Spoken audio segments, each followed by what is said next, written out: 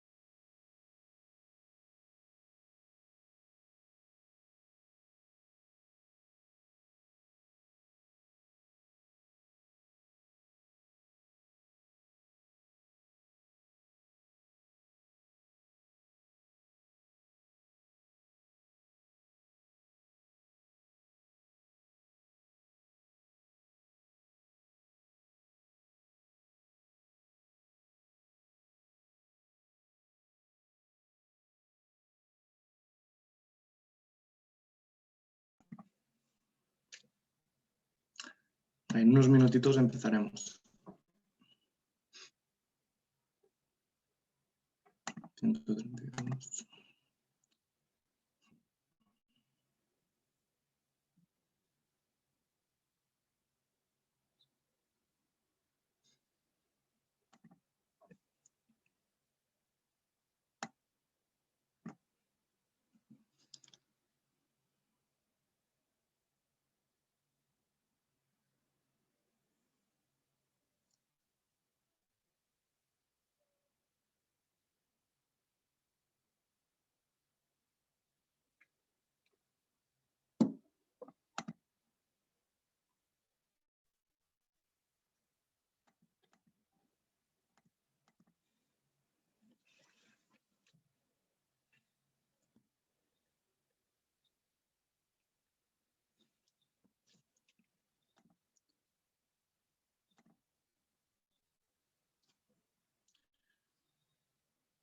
Esperamos un minuto más y ahora empezamos.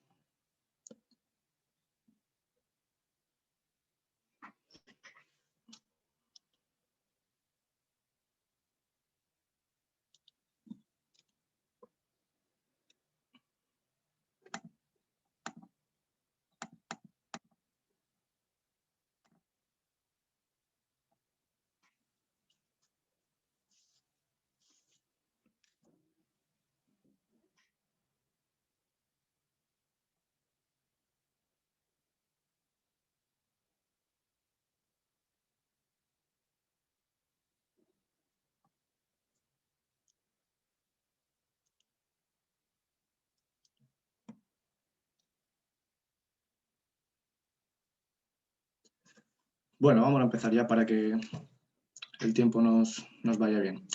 Bueno, buenos días, congresistas. Agradecemos vuestra presencia en el CIP 2021. En breves dará comienzo la conferencia titulada Terapias avanzadas en enfermedades raras, a cargo de la doctora Marcela del Río. Esta tendrá una duración de 1 hora, dejando los últimos 5 o 10 minutos para preguntas. Os recordamos que para las preguntas podréis utilizar el apartado de preguntas y respuestas para escribir vuestras inquietudes. Levantar la mano y nosotros daremos permiso para que podáis hablar, o en el caso de estar presencialmente en la sala, levantad la mano y os daremos un micrófono. En cuanto a la ponente, Marcela es doctora en farmacia por la Universidad Complutense de Madrid. Ha publicado más de 70 artículos científicos en revistas de alto impacto a lo largo de su trayectoria profesional y ha participado en numerosos congresos y conferencias, tanto a nivel nacional como internacional. Actualmente es jefa de la Unidad 714 del CIBER de Enfermedades Raras, responsable del Grupo de Investigación TERMEG de la Universidad Carlos III de Madrid y también directora de la Cátedra de Investigación en Medicina Regenerativa y Bioingeniería de Tejidos, creada entre la Universidad Carlos III, el CIEMAT y la Fundación Jiménez Díaz.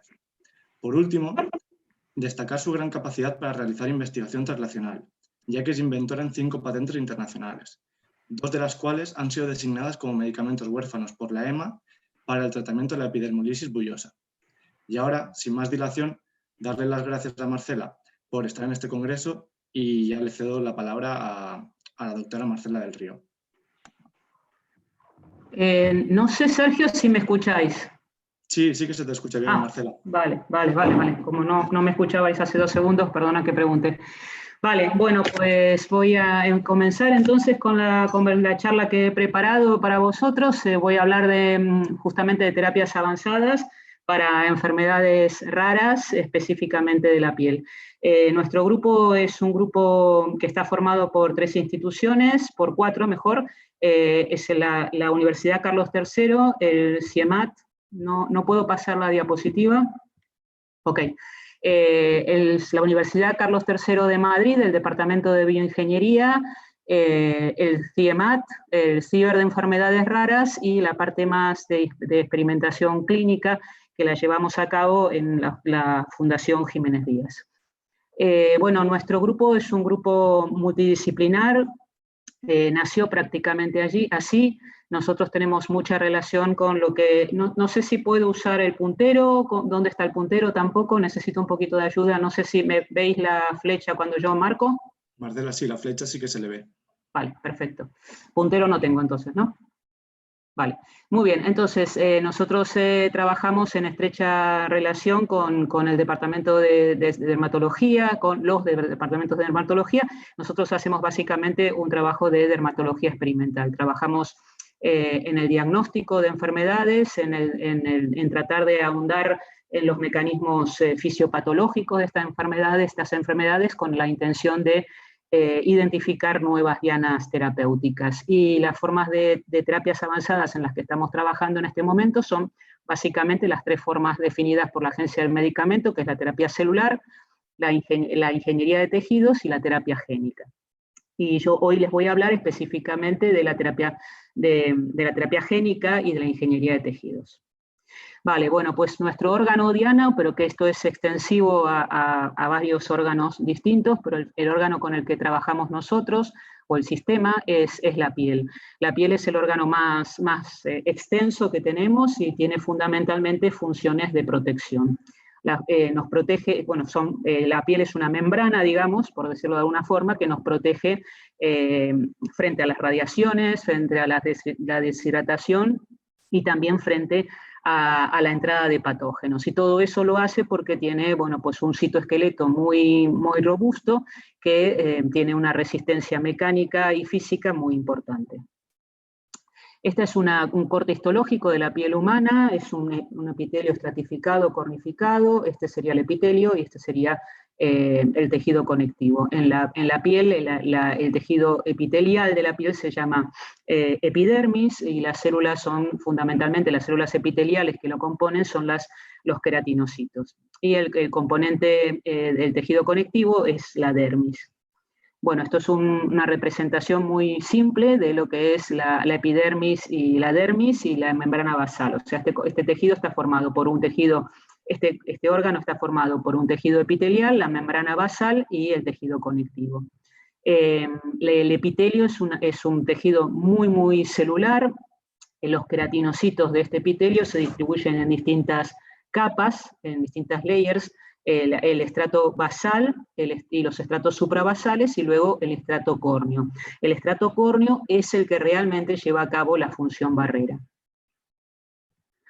La piel la epidermis es un tejido que se autorrenueva, y por lo tanto la piel lo es también.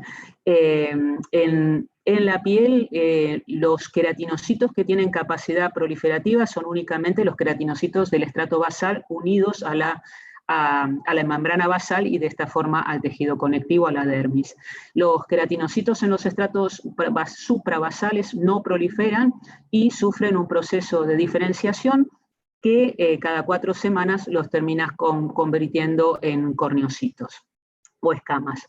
Estas células terminalmente diferenciadas son reemplazadas durante toda nuestra vida por la proliferación de las células madre epidérmicas.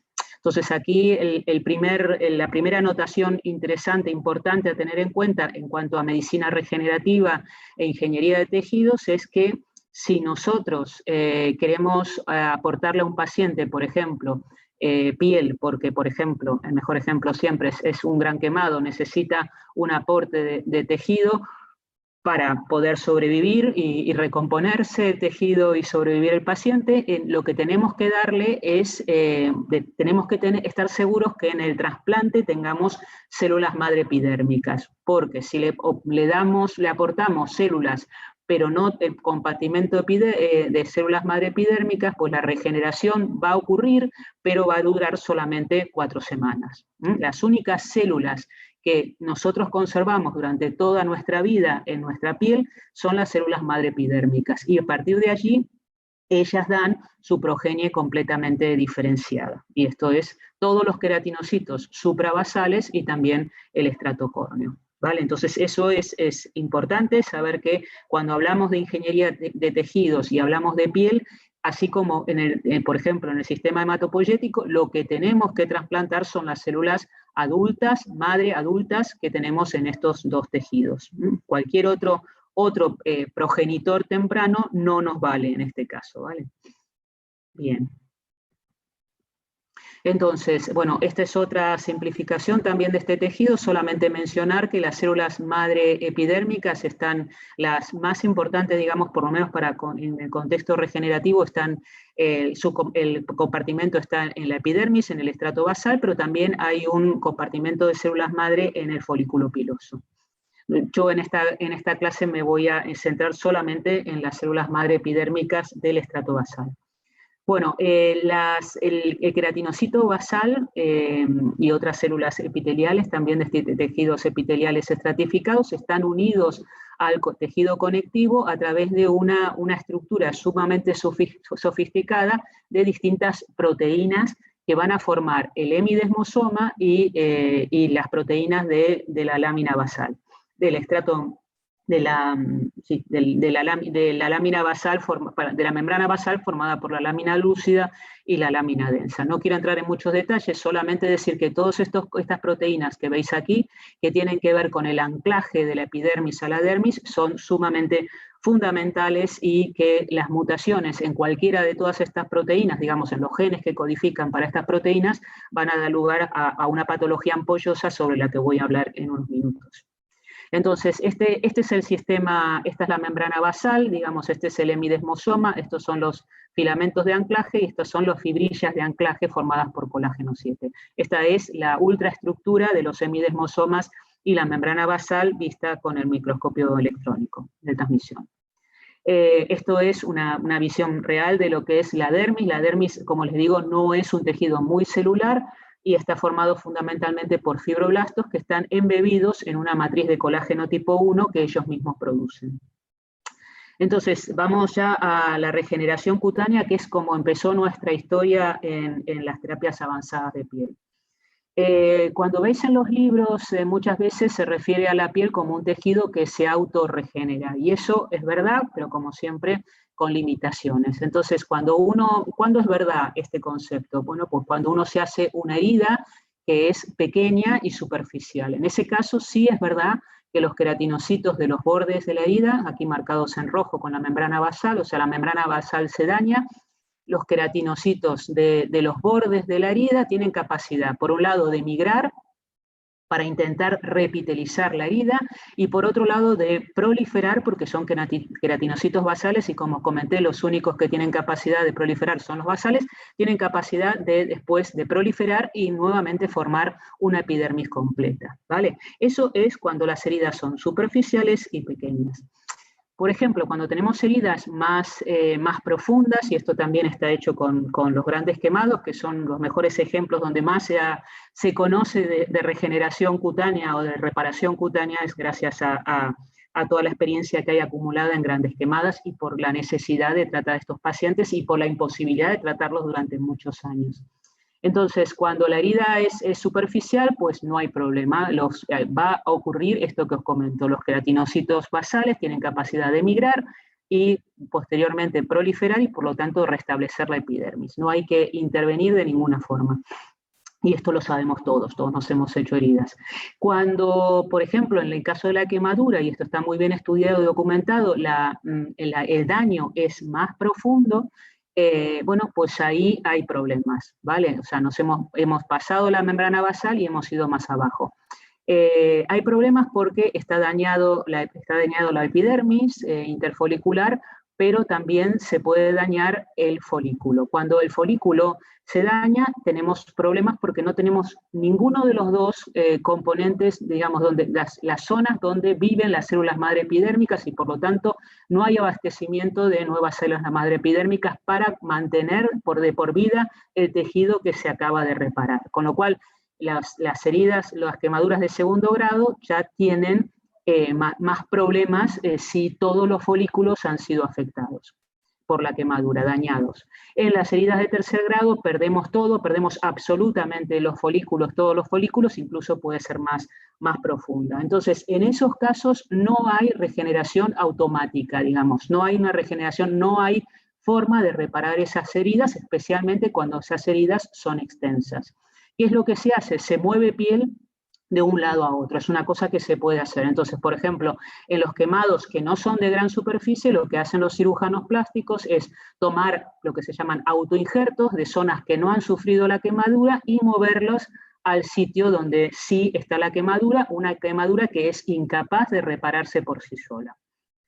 Esto es una foto de algo real, porque me parece a mí siempre que es interesante ver la realidad. Esto es el autoinjerto, por ejemplo, cogido de una zona no dañada, y es así como se trasplanta. Se limpia el lecho dérmico, se sanea el lecho dérmico y posteriormente se mueve la piel de un sitio a otro. Cuando estamos hablando de grandes quemados, esto ya no se puede hacer porque no hay suficiente piel para tomar autoinjertos, ¿vale? Entonces, el primer paso que se puede hacer para tratar de expandir la superficie que se genera a partir del sitio donante, es decir, de dónde sacamos la piel para que yo pueda moverla, pues si es un gran quemado, tengo poca piel remanente, sana. Si es un gran quemado, lo que hago entonces es no solamente mover la piel de un lado al otro, sino que además la amallo para aumentar la superficie que yo puedo usar de esa piel para tapar las heridas del gran quemado. Cuando hablo de un gran quemado, hablo de un paciente que tiene más del 60% de su superficie corporal quemada, y eso es mucho, ¿vale? Entonces, esto es lo que se hace un mallado, y el mallado es el que se trasplanta, ¿vale? ¿Qué es lo que pasa cuando el paciente no puede ni regenerar por sí mismo, ni se le puede tomar suficientes autoinjertos como para tratar de reparar el tejido a través de esta estrategia? Entonces, cuando tenemos nosotros un quemado de gran superficie de tercer grado, la situación está muy comprometida. Y gracias a que esa situación no tenía otra solución, y realmente el desenlace normalmente era fatal, pues es por lo cual nosotros tenemos tanta experiencia en ingeniería de tejidos de la piel. Estas situaciones son extremas, no se puede reparar de ninguna forma, y entonces la bioingeniería de tejidos tuvo un hueco en estas situaciones, ya que a través de usos compasivos nos permitieron probar estas estrategias y ver si tenían valor terapéutico, ¿vale? Los grandes quemados son casos insisto, son más del 60%, son casos muy graves, ya que las consecuencias de un fallo cutáneo masivo, de un fallo epidérmico masivo, es la muerte del paciente, muerte que ocurre fundamentalmente por deshidratación y por infecciones. Entonces, es una situación extrema en donde nosotros, bueno, tuvimos la oportunidad de probar distintos desarrollos hasta encontrar uno que nos satisfacía a todos, tanto a los investigadores más preclínicos como a los investigadores clínicos. La solución fue, bueno, pues hacer láminas de queratinocitos y fibroblastos, hacer piel bioingenierizada porque tiene una estructura de piel a partir de pequeñas biopsias del paciente gran quemado. Los grandes quemados tienen mucha superficie que está quemada y que no se puede hacer nada con ella más que debridarla, pero suelen tener zonas pequeñas donde se puede coger una biopsia solamente de 6 milímetros de diámetro. Entonces, o si hay más, se puede coger más. Pero como mínimo 6 milímetros. Entonces, de esta biopsia lo que hemos hecho al principio fue sacar fibroblastos, aislar queratinocitos y ensamblar los fibroblastos en una matriz rica en fibrina y usar esa matriz dérmica para el cultivo de los queratinocitos. Los queratinocitos sobre estas matrices funcionan muy bien, no tienen ninguna limitación, incluso se los puede dejar diferenciar y trasplantarle al paciente un embrión de epidermis y de dermis. Digo embrión porque si veis esto que es más rosado es el estrato córneo y lo que veis en la hematoxilina son los queratinocitos, con lo cual no es una piel madura, pero sí tiene estrato córneo y cuando uno lo trasplanta, el paciente, una vez que injerta la piel diferencia y forma todos sus estratos, madura y madura también la dermis. Entonces, bueno, nosotros probamos esta estrategia estaba diseñada para probarlo en grandes quemados, ese era el objetivo de todo este proyecto inicial. Lo que hicimos al principio, y vais a ver que siempre vamos a un modelo preclínico antes de pasar a la clínica. Lo que hicimos fue probarlo primero en un ratón inmunodeficiente que era capaz de aceptar esta piel que era de origen humano. Voy a ir rápido con esto. Bueno, esto es una foto de uno de estos trasplantes, ese es ratón, esta es la piel bioingenierizada y esta es la herida, que es una herida de grandes proporciones para el ratón. Bueno, estos son los ratones humanizados, donde se puede ver, por ejemplo, la piel humana versus la piel de ratón, son ratones quiméricos.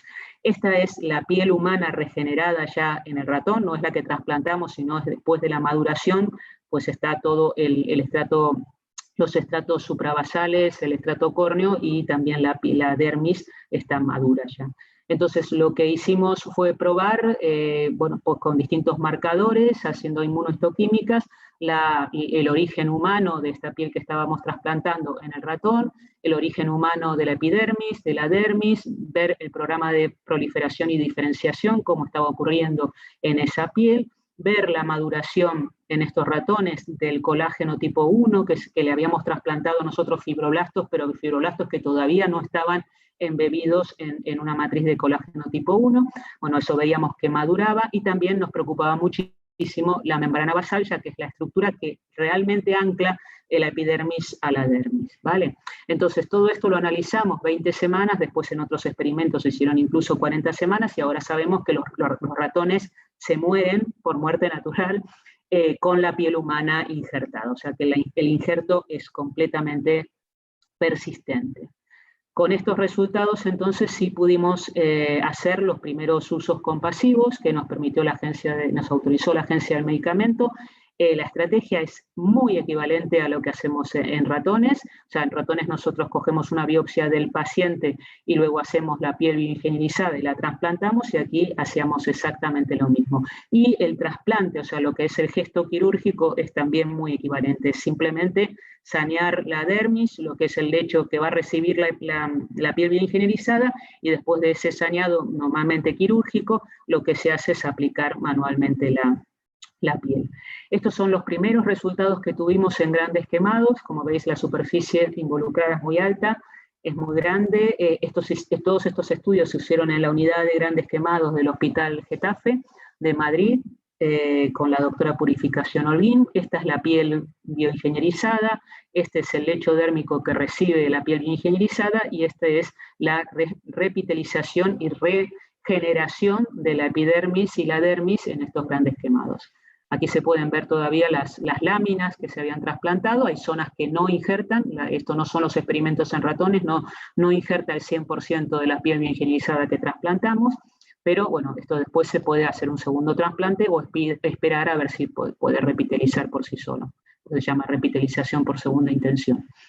Bueno, este es uno de los pacientes trasplantados un año después, el seguimiento de un año. Como veis, la piel es humana, la piel es humana como era de esperar, pero la regeneración cutánea ocurrió y es estable, que era lo que queríamos demostrar, que realmente era estable, porque como comenté anteriormente, si la piel permanece estable y saludable, quiere decir que habíamos injertado células madre epidérmicas, como decían nuestros ratones en nuestros estudios preclínicos. Eso se confirmó.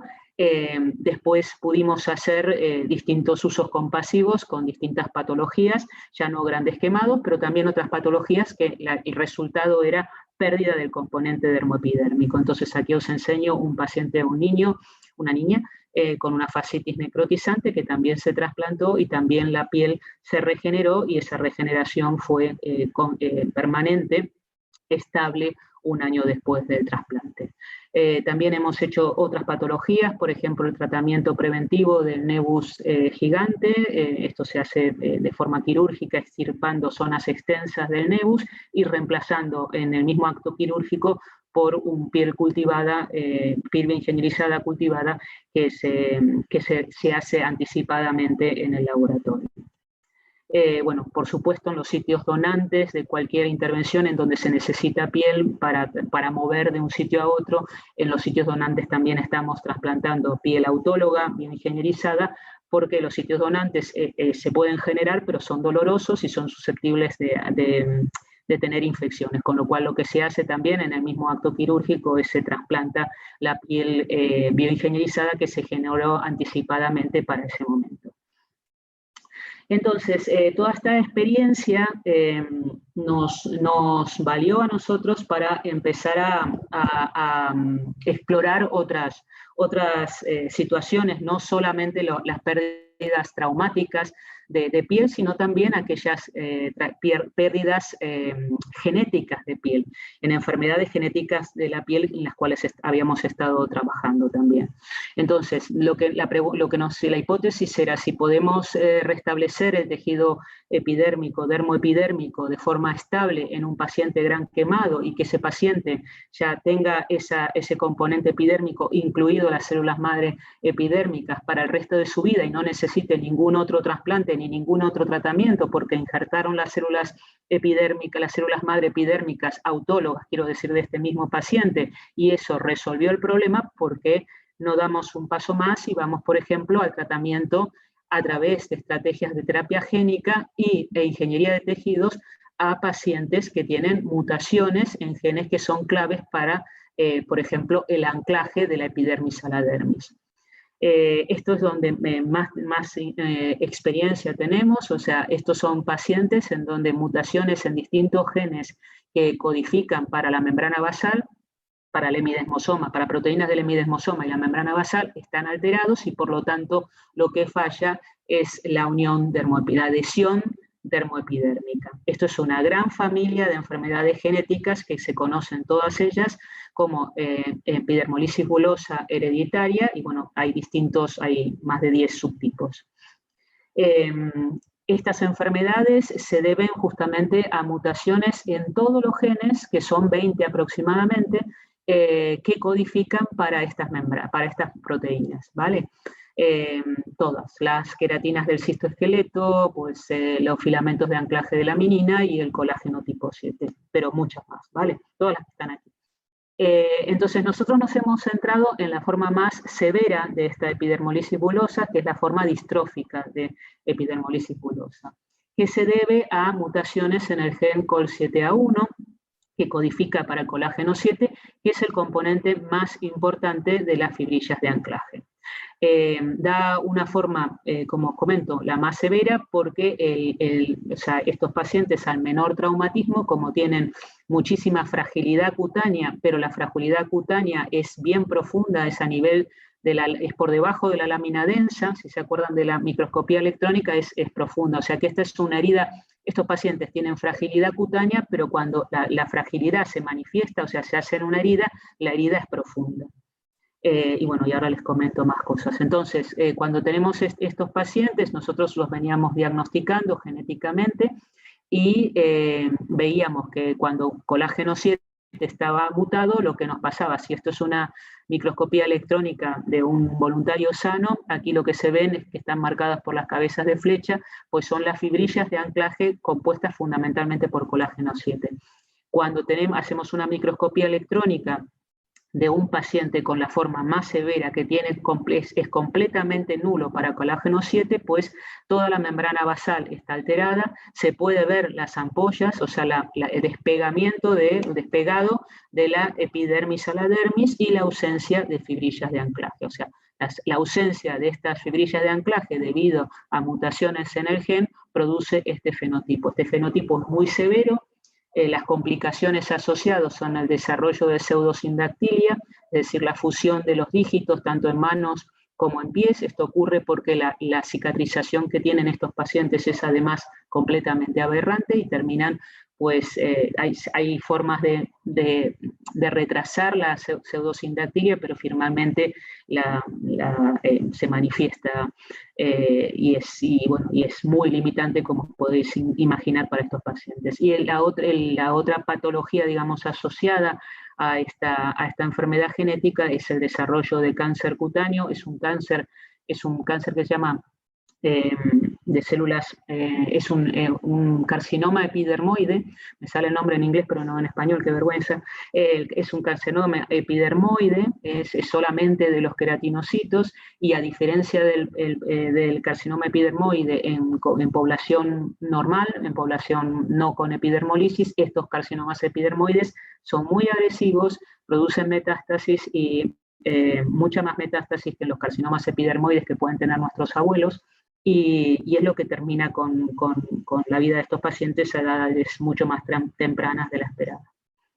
Entonces, bueno, la estrategia fue básicamente decir, bueno, pues teníamos todo este bagaje de experiencia en los grandes quemados, es decir, la regeneración cutánea es posible, la regeneración cutánea estable, permanente, es posible, pues vamos a intentar tratar una enfermedad genética de la piel.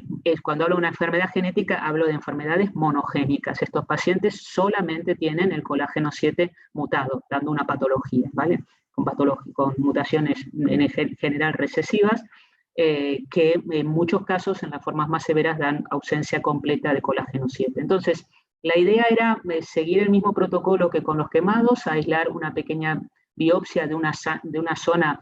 Bueno, en estos pacientes no hay zonas sanas, pero hay zonas que no están recientemente ampollosas o ampolladas.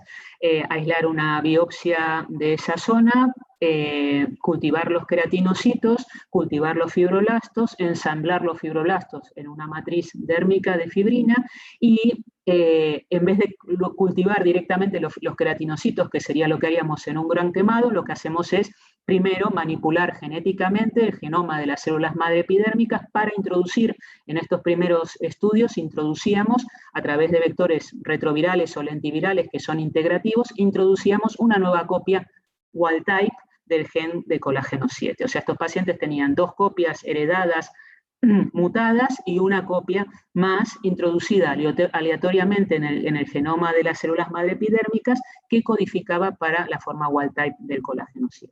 Entonces, después de hacer esta manipulación en los queratinocitos, ensamblábamos la piel bioingenierizada y la trasplantábamos no a paciente, sino, como se imagináis, a nuestro ratón inmunodeficiente primero, porque siempre tenemos que demostrar primero que a nivel preclínico, primero la estrategia es segura y después tenemos que demostrar a nivel preclínico eficacia. Voy a mirarla ahora porque, vale. Entonces, estos fueron el primer estudio que hicimos. Entonces, como os cuento, aislábamos los queratinocitos. Entre estos queratinocitos basales sabemos que están las células madre epidérmicas. mirábamos la expresión de colágeno 7 en estos pacientes, confirmábamos que era completamente nula, en verde es la expresión de colágeno 7 identificada con un anticuerpo específico contra colágeno 7. Lo que hacíamos entonces, en este paso introducíamos un vector retroviral y lo que hacíamos es introducir, por lo tanto, una copia sana del gen colágeno 7 en las células madre epidérmicas. Confirmábamos que cuando manipulábamos el genoma de estas células de esta forma, pues las células ahora empezaban a producir colágeno 7 por primera vez en su vida, gracias a la copia de colágeno 7 humano, wild type, que habíamos introducido. Posteriormente ensamblamos entonces estas células en una matriz de fibrina, generamos la piel bioingenierizada que les vengo enseñando con los quemados y la trasplantamos a los ratones inmunodeficientes. Entonces, lo que veíamos era, primero, lo más importante, este modelo de ratón humanizado en piel valía para recrear el fenotipo ampolloso de los pacientes, o sea, recreaba perfectamente el fenotipo que habíamos observado a nivel histológico y también a nivel clínico del paciente. Yo tengo un paciente que dona sus queratinocitos y sus fibroblastos, yo lo ensamblo en una piel bioingenierizada, hago un corte histológico y veo lo mismo que veo en el paciente cuando yo le hago una histología, ¿vale? Es decir, bueno, una imposibilidad de anclar la epidermis a la dermis. Si yo le hago además, le hago una abrasión ligera en la piel del ratón, pero no la piel del ratón, sino la piel humana implantada en el ratón, veo lo mismo, veo que se hacen ampollas con una fricción mínima. Cuando hacíamos la inmunohistoquímica, la inmunofluorescencia, veíamos que también cuando mirábamos en estas pieles cómo estaba el colágeno 7 estaba ausente. Esto es DAPI para ver mejor la histología. Cuando lo que trasplantábamos en esos ratones eran los queratinocitos de este paciente, pero ahora previa modificación genética para que esos queratinocitos puedan expresar colágeno 7, la primera sorpresa era que la histología que veíamos en esa piel humana en el ratón era completamente normal. Cuando vimos esto, bueno, lo que era esperable era que algo hubiese hecho esa introducción de ese gen wild type en los queratinocitos. Y efectivamente, lo que habíamos visto es que esta histología, esta presentación histológica, era debida a que esos queratinocitos estaban produciendo colágeno 7 y por lo tanto ahora anclando bien la epidermis a la dermis. Entonces, estas fueron las primeras pruebas de concepto. Como les digo, esto es terapia génica de adición, metiendo a través de modificación genética el gen de colágeno 7 y teniendo estos pacientes ahora produciendo, bueno, los queratinocitos de estos pacientes produciendo ahora colágeno 7. Entonces, desde aquí lo que hicimos fue movernos poco a poco a la edición génica. Con todas las herramientas que se tiene ahora, pues poco a poco movimos nuestra experiencia, primero de los grandes quemados a la terapia génica de adición y luego a las nuevas estrategias de edición génica, que ya no son tan nuevas. Entonces, otra vez, el mismo escenario. ¿Qué hacemos ahora? Bueno, pues lo mismo que hemos hecho con los vectores integrativos, pero ahora usamos las nuevas herramientas de CRISPR-Cas9 para editar las células madre epidérmicas. Es decir, vamos directamente al origen del problema, al gen de colágeno 7. Ya no añadimos un gen extra que hace las veces de los otros dos que no estaban produciendo colágeno de los otros dos alelos, sino que ahora vamos a resolver el problema en el colágeno 7, en el gen de colágeno 7 de estos pacientes. Nuevamente, tenemos siempre que pasar por los modelos preclínicos para ver seguridad y eficacia. Entonces, teníamos una buena población en España de pacientes que tienen una mutación muy recurrente. Esto no era muy común en epidermolisis bulosa, sí en otras enfermedades genéticas, pero bueno, tenemos una población que tiene una mutación recurrente en el exón 80, y eso era también una buena plataforma para empezar a probar estrategias de edición génica, porque sabéis que una de las limitaciones que tiene la edición génica, si no es de recombinación homóloga, lo que hace es que tú tenéis que diseñar una herramienta para cada mutación, ¿vale? Entonces, eso complica un poco, y bueno, complica un poco todo, porque cada paciente recibiría una terapia distinta. Esto era bueno tener, digamos, esta posibilidad de atacar con una misma herramienta a distintos pacientes, porque sabéis que siempre hay que probar en células de distintos pacientes para verificar realmente que esto es efectivo y que no importa quién tenga esa mutación en el exón 80, estas herramientas van a funcionar. Bueno, nosotros habíamos identificado esta mutación prevalente, con lo cual conocíamos muy bien la mutación y sus consecuencias. Y la consecuencia de esta mutación, que es una inserción de un nucleótido, producía una mutación frameshift y por lo tanto en colágeno 7 eso produce un codón de terminación prematura y nada de proteína por la destrucción del mensajero que lleva este tipo de codón de terminación prematura. Bueno, la situación es la siguiente. Estos pacientes con esta mutación prevalente en el exón 80 de colágeno 7, al producir un cambio de la pauta de lectura y una mutación frameshift, no producen nada de colágeno 7, y si esto es un voluntario sano, esta es una inmunofluorescencia contra colágeno 7, lo que veis es, bueno, que justamente se tiñe, o sea, se detecta la expresión de colágeno 7 donde este ocurre normalmente. Que es en la unión dermoepidérmica. En el paciente con la forma más severa y con ausencia completa de producción de colágeno 7 debido a estas mutaciones, pues, o a esta mutación, pues el resultado es que el paciente no expresa nada de colágeno 7. La estrategia de edición génica, la primera que llevamos a cabo, fue decir, bueno, pues teníamos evidencias de que que el exón 80 se podía eliminar en el gen de colágeno 7, había experimentos que habíamos hecho nosotros, había experimentos previos de otros grupos también, o sea que todo indicaba que yo podía eliminar este exón, que además está in frame y es muy pequeño, lo podía eliminar por completo y tener un colágeno 7 funcional. Esos eran experimentos in vitro y por lo tanto nosotros tuvimos que hacer toda la experimentación para ver si eso también ocurría in vitro con nuestras herramientas y in vivo también, ¿vale? Entonces, esta fue la estrategia. Lo que hacemos es eliminar el exón 80, unir el 79 con el 81 y determinar si este colágeno 7 en nuestras manos era también funcional. Bueno, pues lo que hicimos fue aislar biopsias de estos pacientes, cultivarlas, hacer la edición génica y mirar primero in vitro si esos queratinocitos editados ahora eran capaces de producir colágeno 7. Y estos son los resultados, estos son los queratinocitos de los pacientes, el azul es DAPI, aquí está, es un anticuerpo acoplado a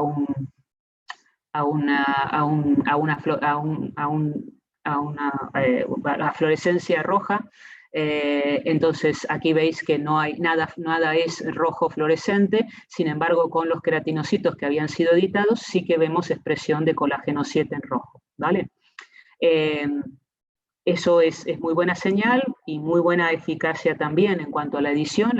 Las ediciones son muy altas, el porcentaje de edición de estas células es muy alta con esta estrategia, y aquí lo que veis es un Western blot en donde podéis ver, este es el paciente que es completamente nulo, es el colágeno 7 que se está expresando, estas son distintas estrategias, y este es este es el colágeno control y este es el editado, ¿vale? O sea que sí que era verdad que estas células, cuando nosotros las editábamos con esta estrategia de eliminación del exón 80, las células recuperaban el reading frame y, por lo tanto, la capacidad de producir colágeno 7. Entonces, fuimos a nuestro modelo preclínico. Si nosotros queremos que un ensayo clínico sea aprobado por la Agencia del Medicamento, siempre tenemos que ir a la Agencia del Medicamento con los resultados preclínicos. Y así fuimos y estamos yendo ahora mismo también. Entonces, estas son las células editadas con el sistema CRISPR-Cas9. Esta es la piel bioingenierizada ya con las células editadas. Y fuimos al trasplante de la piel bioingenierizada a nuestro modelo de ratón inmunodeficiente.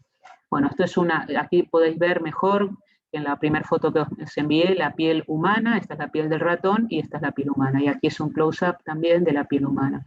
Entonces, esta es la piel regenerada en el ratón con células que no han sido editadas, y esta es la piel regenerada en el ratón con células editadas, ¿vale? O sea, aquí no hay colágeno 7, aquí sí hay colágeno 7, gracias al colágeno 7 que habíamos visto anteriormente en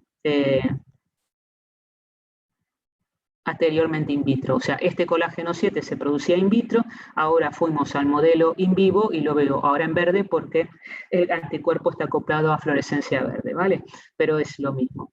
Entonces, bueno, después ya hicimos varios estudios con distintas herramientas y tal, siempre la edición génica nos está funcionando. Aquí en este estudio, bueno, también podéis ver que no solamente se recupera la expresión de colágeno 7 a nivel de la unión dermoepidérmica, se recupera la histología, se recupera la resistencia mecánica a nivel clínico y se recupera también la formación de fibrillas de anclaje producidas por colágeno 7. Este es uno de los últimos papers que hemos publicado este año.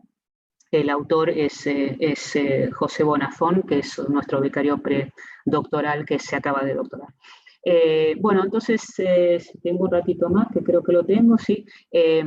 Voy a comentarles también algo que me parece así que es muy didáctico y bueno para analizar, y si queréis discutir también. Es lo que se ha llamado, no lo hemos llamado nosotros, ha sido otro grupo, pero se llama ahora Natural Gene Therapy, y nosotros le hemos puesto Natural Gene Editing por lo que les voy a enseñar. Esta es una paciente que nosotros habíamos diagnosticado hacía mucho tiempo, tiene la forma más severa, es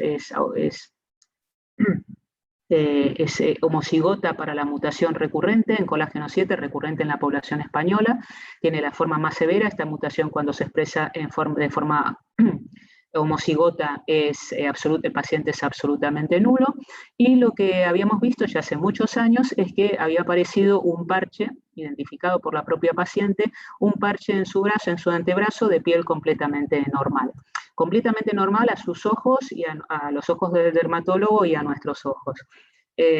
Tenía un aspecto distinto, yo creo que en la foto se puede ver, estos pacientes tienen esta piel así en papel de fumar, que dicen los dermatólogos, o sea, como que se levanta un poquito, bueno, y se erosiona mucho más fácil. Esta tenía resistencia mecánica, hicimos un test de resistencia mecánica y efectivamente tenía mejor resistencia mecánica, y bueno, lo que luego hicimos fue una biopsia.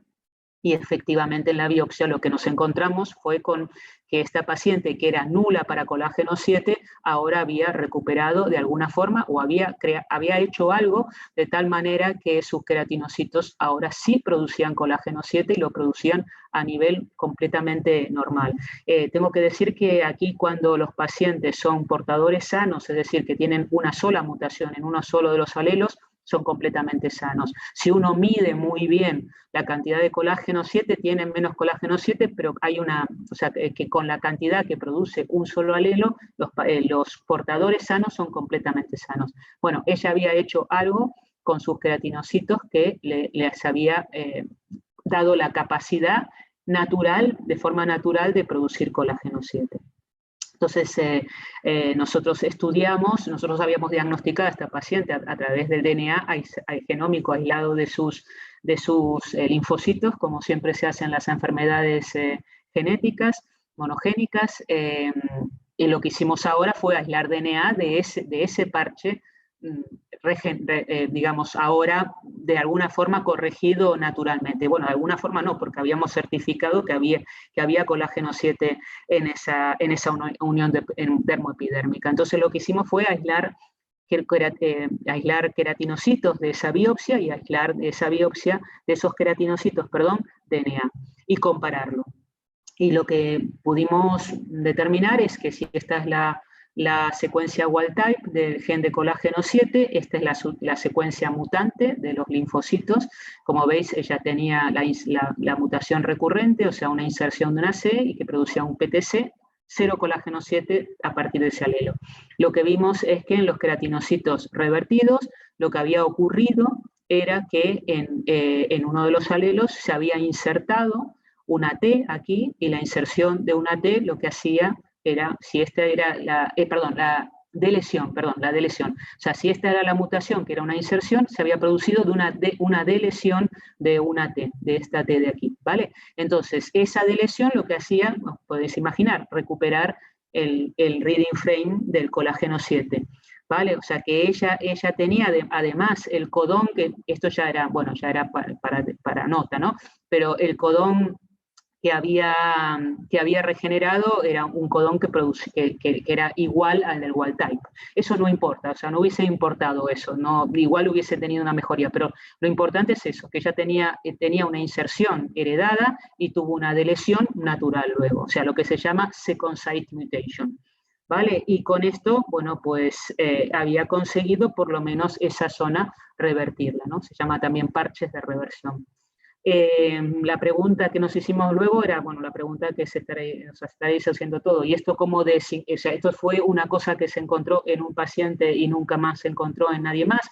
Pues no, para toda la sorpresa de los dermatólogos con los que trabajamos y para nosotros más todavía, esto era mucho más, digamos, más prevalente de lo que siempre se había pensado. Bueno, no se había pensado que podía haber este tipo de mutaciones que revirtiese, por lo menos no en epidermolisis bulosa, sí había en enfermedades genéticas, por ejemplo, del sistema inmune. Por lo tanto, esto nos sonaba un poquito porque había enfermedades genéticas en donde esto, en el sistema hematopoyético, se había visto una second site mutation y una recuperación de la capacidad de esas células de producir el gen, digamos, que estaba mutado en condiciones no mutados, digamos, la proteína normal. Entonces esto lo vimos y lo verificamos en pacientes españoles, se hizo un consorcio luego, se verificó en pacientes en todos lados, que si uno miraba con mucha cautela a los pacientes, pues muchos de ellos, no todos, pero muchos de ellos sí que tenían zonas de reversión, ¿vale? Nuevamente aquí, esta es la piel mutada, en cualquier otra de esas zonas no hay colágeno 7, en los parches de reversión sí hay colágeno 7. Estos son estudios españoles y después se hicieron a nivel europeo. Bueno, pues entonces esto abrió una línea de investigación que nos ha dado bastantes problemas, pero bueno, la hipótesis se mantiene, que es que nosotros podríamos aislar una biopsia de la zona de reversión, hacer una piel bioingenierizada a partir de esas células, de esos queratinocitos con la second site mutation, y y trasplantar piel de los pacientes en zonas que no están naturalmente corregidas. Pero bueno, esto es simplemente para que veáis que la edición, que siempre la naturaleza va por delante nuestro y nosotros estamos pensando en gene editing como algo, en la edición génica como algo muy novedoso y sin embargo tenemos pacientes que ya hicieron ellos una edición génica natural. Y habla de la viabilidad de la edición génica también, ¿no? Bueno, ya para terminar, entonces, comentar que también la ingeniería de tejidos nos ha valido, como habéis visto, para modelizar estas enfermedades, modelizarlas en un contexto humano. Nosotros estamos usando ratones que son inmunodeficientes, que eso es una limitación porque no podemos ver todas las enfermedades que nos gustaría ver, pero las enfermedades monogénicas debidas a mutaciones en las células madre epidérmicas sí que son enfermedades que se modelizan muy bien, usando ingeniería de tejidos y el trasplante a ratones inmunodeficientes, porque lo que recreamos nosotros es la piel humana con su defecto heredado, ¿vale? Y eso nos sirve de, como os voy a enseñar en un segundo, de una plataforma muy buena, el resultado ser una plataforma muy buena para probar terapias celulares, terapia génica, incluso terapia farmacéutica, farmacológica. Bueno, ¿por qué nos interesaba tanto estos modelos? Bueno, porque realmente para muchas enfermedades genéticas de la piel, los transgénicos no son buenos modelos, fundamentalmente no lo son porque la estructura de la piel es muy distinta, es una piel con muy poquitos estratos, bueno, con muchas diferencias con respecto a la piel humana. Esto no es una crítica a todos los ratones transgénicos, nosotros venimos de ser un laboratorio de ratones transgénicos, no es una crítica, simplemente que hay algunas cosas que no se pueden modelar bien en los ratones transgénicos. Los cultivos organotípicos, también nosotros hemos utilizado muchos cultivos organotípicos y la mayor limitación que tienen estos cultivos, primero son in vitro, por supuesto, y por otro lado es la duración, o sea, nosotros no podemos tener mucho tiempo, por lo menos en nuestro laboratorio, eso no funciona muy bien. Hay algunos otros laboratorios que lo han desarrollado mejor y les duran los cultivos organotípicos, pero bueno, nunca podemos hablar de meses como hablamos con el ratón. Entonces, bueno, lo que hemos hecho es modelizar muchas enfermedades y les traigo 2 ejemplos solamente en estos ratones. Entonces, el modelo es de construir la piel del paciente con una enfermedad monogénica y reconstruirla en el ratón a través del trasplante. Entonces, traigo dos ejemplos simplemente. Esta es la ictiosis laminar, es una enfermedad debida a mutación, es una enfermedad no del anclaje de la epidermis a la dermis, es una enfermedad de la maduración de la epidermis para conseguir el estratocórneo, que es lo que nos protege. La protección viene dada por el estratocórneo. Entonces, mutaciones en el gen transglutaminasa 1, por ejemplo, comprometen esa formación del estratocórneo. No voy a entrar en detalles, solamente decirles que los pacientes desarrollan una retención del estratocórneo, todas estas escamas que no consiguen la función barrera y por lo tanto hay una exacerbación de esa producción de escamas. Este es el modelo que se hizo, pues lo que quiero enseñarles es que, bueno, las pieles recapitulan nuevamente, así como recapitulaban el fenotipo ampolloso en epidermolisis bulosa, cuando uno hace estos trasplantes con queratinocitos de pacientes, recapitula el fenotipo de descamación exacerbada y de retención del estratocórneo, que tiene un efecto sobre la deshidratación de los pacientes, infecciones recurrentes, etc. Otro modelo que también se ha recapitulado muy bien es el modelo de Netherton, del síndrome de Netherton. Esto es una enfermedad monogénica debido a mutaciones en el gen SPIN5. Lo que ocurre con estos pacientes es nuevamente que el estratocórneo no es funcional, en este caso no puede directamente formar el estratocórneo. Esto genera acantosis de la epidermis, un fenotipo parecido a la lamelarictiosis y también parecido a la psoriasis.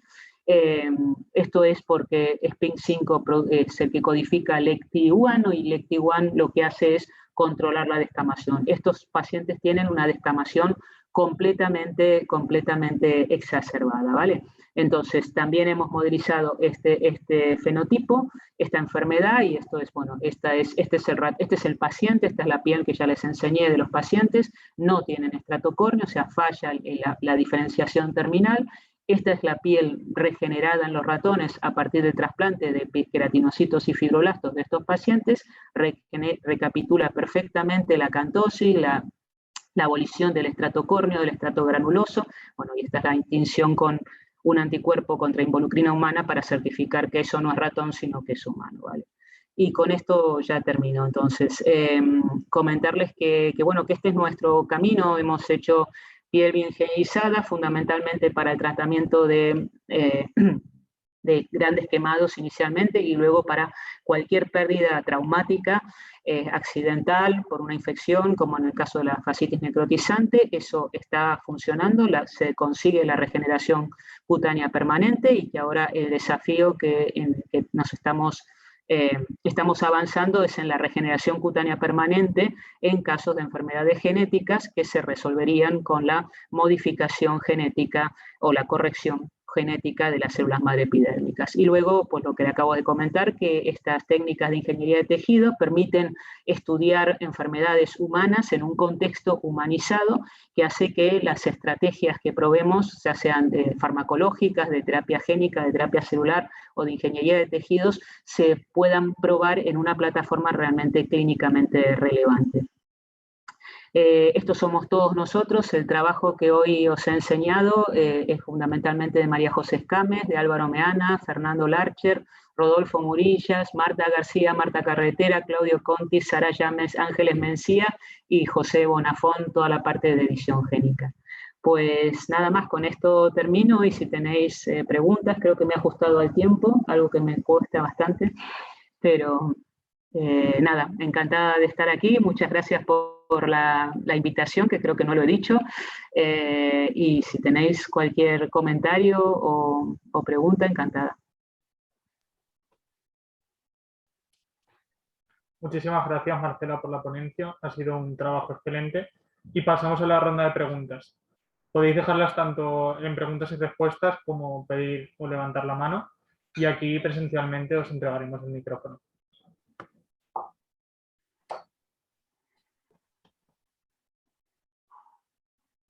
Bueno, Laura Sánchez Sánchez pregunta ¿cuánto tardaría en producir la piel bien ingenierizada para un quemado de medio? ¿hay alguna diferencia entre el colágeno 7 con y sin el exon 80? Y si cree que será necesario en algún punto un banco de donantes de piel para poder tener una producción estable de piel bioingenierizada. Vale, la primera entonces, tardamos más o menos desde que cogemos la biopsia hasta que hacemos piel suficiente como para un gran quemado, varía eso, ¿no? Los grandes quemados tienen distintos porcentajes, siempre mayor de 60%. Si es menor del 60%, se mueve piel, se hacen autoinjertos de piel, los que les comenté, que se mueven de un sitio para otro. La ingeniería de tejidos entra a ser parte del arsenal terapéutico para estos pacientes por encima del 60%. Para un quemado por encima del 60%, incluso hasta 90%, se tarda más o menos 3 semanas en el tiempo entre que se coge la biopsia en la unidad de quemados, se lleva al laboratorio y se genera toda esa superficie, que eso es mucha superficie. 3 semanas aproximadamente, es decir, todo va bien. Muchas veces tenemos problemas con los cultivos cuando los pacientes son ancianos. Los queratinocitos, a veces nos maravillamos porque a veces hay personas de 80 años y sus queratinocitos siguen proliferando y migrando y haciendo lo que tienen que hacer, pero a veces sí es verdad que la capacidad regenerativa está un poquito tocada. Entonces, en esos casos podemos tardar más o podemos tener complicaciones. Y el otro gran susto que nos da, la gran preocupación que siempre tenemos, es que esas biopsias se toman en quirófano y todo está muy controlado, pero a veces el paciente está infectado y a veces las infecciones son subclínicas y las infecciones de la piel que parece intacta son subclínicas y a veces, pues se pueden contaminar los cultivos, algo que no pasa, por ejemplo, cuando hacemos biopsias a personas con una enfermedad genética. Entonces, tiene limitaciones, pero el tiempo medio son 3 semanas. Después, perdón, la otra pregunta era si el colágeno 7 sin el exon 80 era igual. Funcionalmente es igual. Funcionalmente no hemos visto ninguna diferencia. Esa parte de los colágenos, especialmente del colágeno 7, es redundante. Es una parte que los exones son redundantes. Entonces, aparentemente, y al estar in frame, uno puede quitarlos y no tiene ningún efecto. A nivel funcional, a nivel molecular, evidentemente es un poquito más corto ese colágeno 7, pero como no afecta la zona de la proteína que está involucrada en el anclaje, pues realmente no vemos efectos, ninguna alteración funcional, para nada, y no lo vemos nosotros ni lo vemos más expertos que nosotros en colágeno 7 tampoco lo han visto.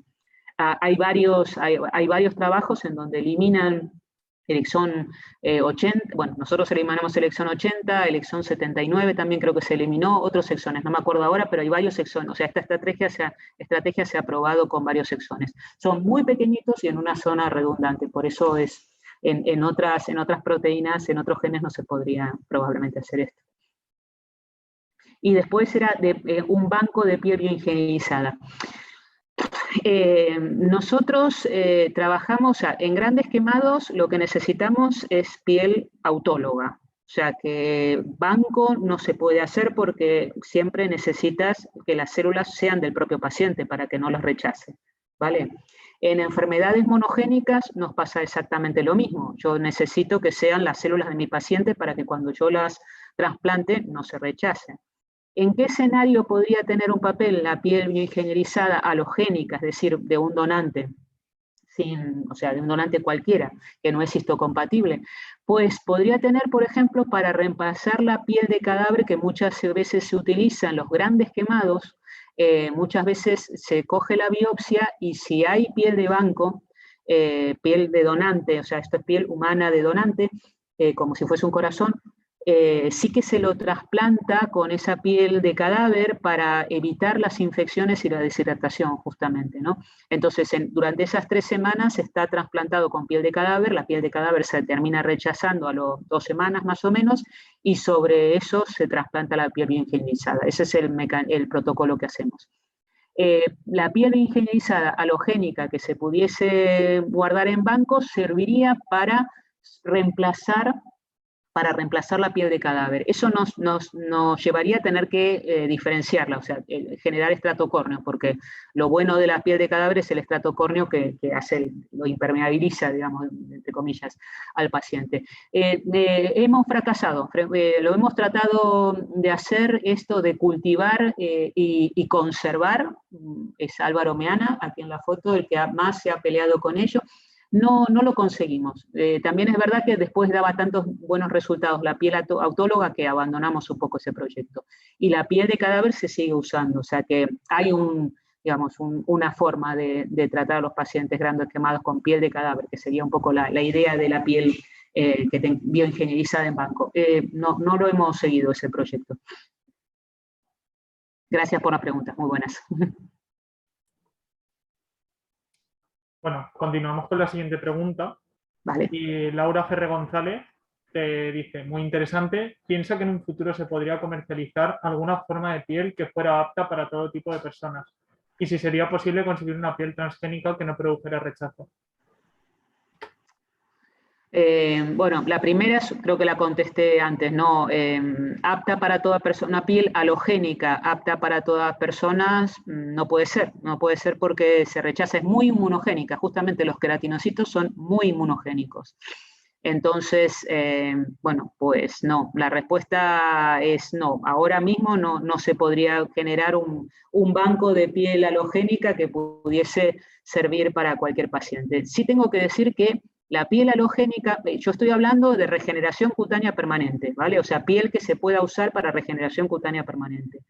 La piel halogénica sí ha dado buenos resultados, por ejemplo, como un bioreactor de factores de crecimiento por ejemplo, en úlceras crónicas. O sea, otra vez, las personas ancianas muchas veces tienen enfermedad vascular o diabetes, o combinaciones de estas, y los que tienen son heridas crónicas, que no cicatrizan solas.